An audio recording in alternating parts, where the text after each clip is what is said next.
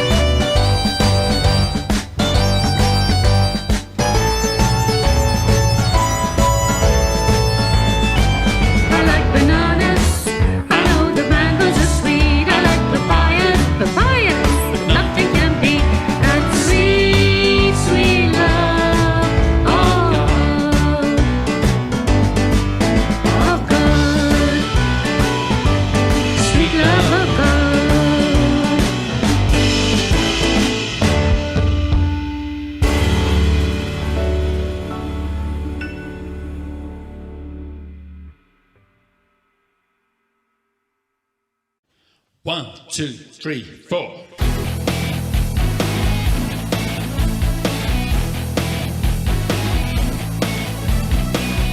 Our God is a great big God. Our God is a great big God.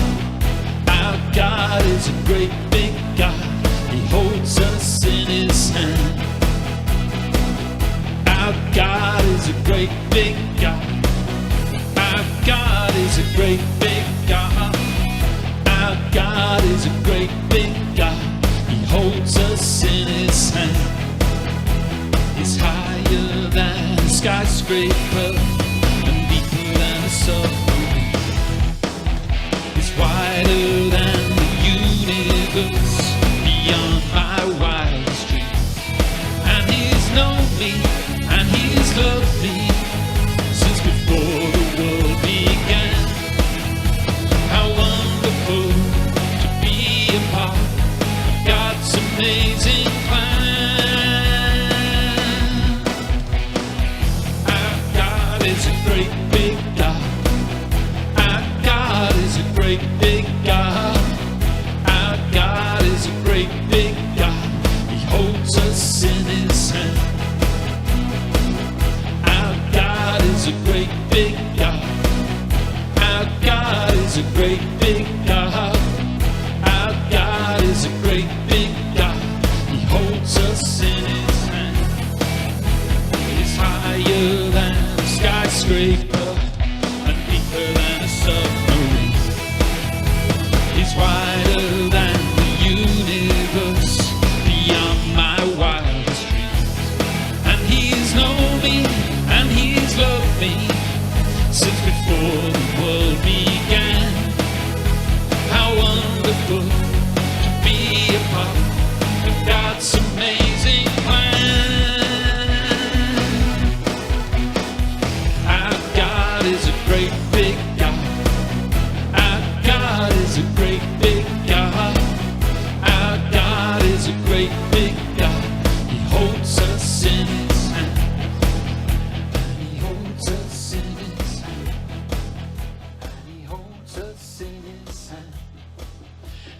he holds us in his hand.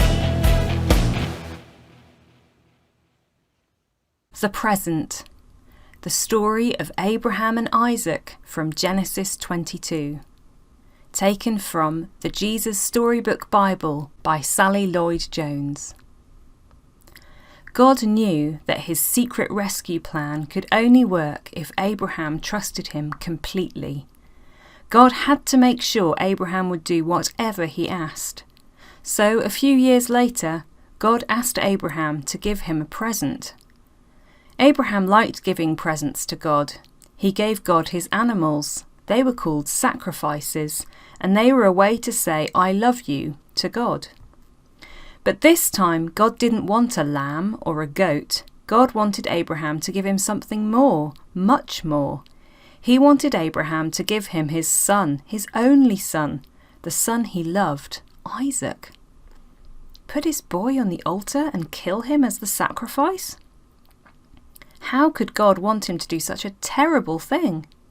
Abraham didn't understand, but he knew that God was his father who loved him, and so Abraham trusted him.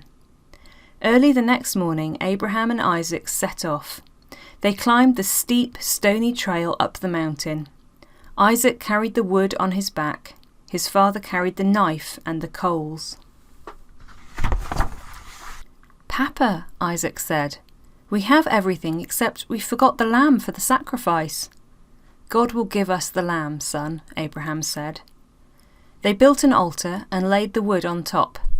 Abraham asked his son to climb on top of the wood.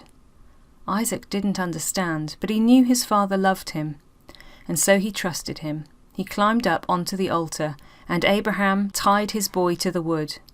Isaac didn't struggle or try to run away. He just lay there quietly and didn't make a sound. Everything was ready. Abraham took the knife. Tears were filling up his eyes. Pain was filling up his heart. His hand was shaking. He lifted the knife high into the air. "Stop!" God said. "Don't hurt the boy. I want him to live and not die. I know now that you love me because you would have given me your only son." Abraham felt his heart leap with joy. He unbound Isaac and folded him in his arms. Great sobs shook the old man's whole body. Scalding tears filled his eyes, and for a long time they stayed there like that, in each other's arms, the boy and his dad.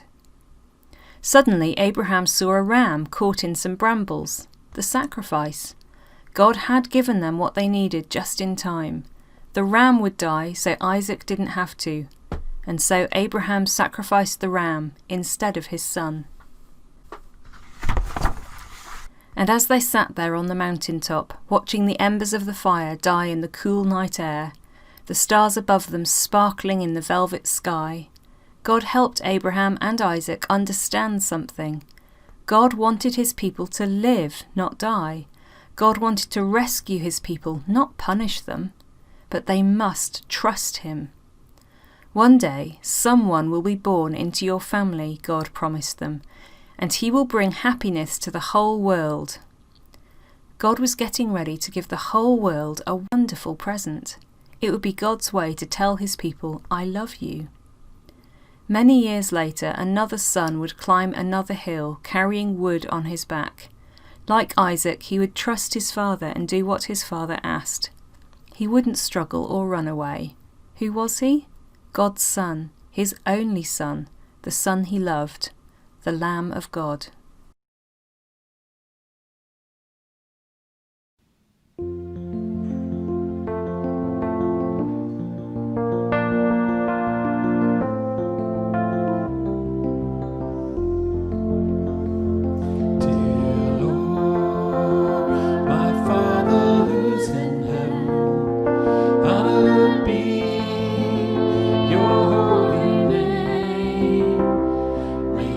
Kingdom come.